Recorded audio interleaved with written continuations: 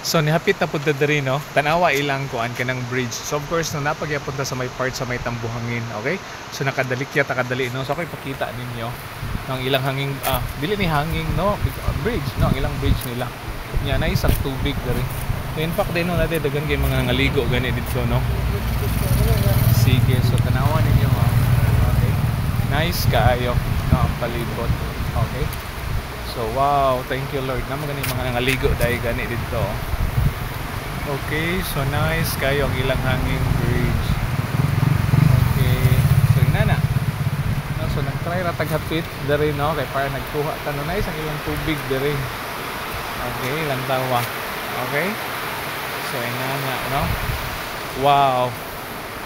Kadagid kaliguan no ang lugar. Okay?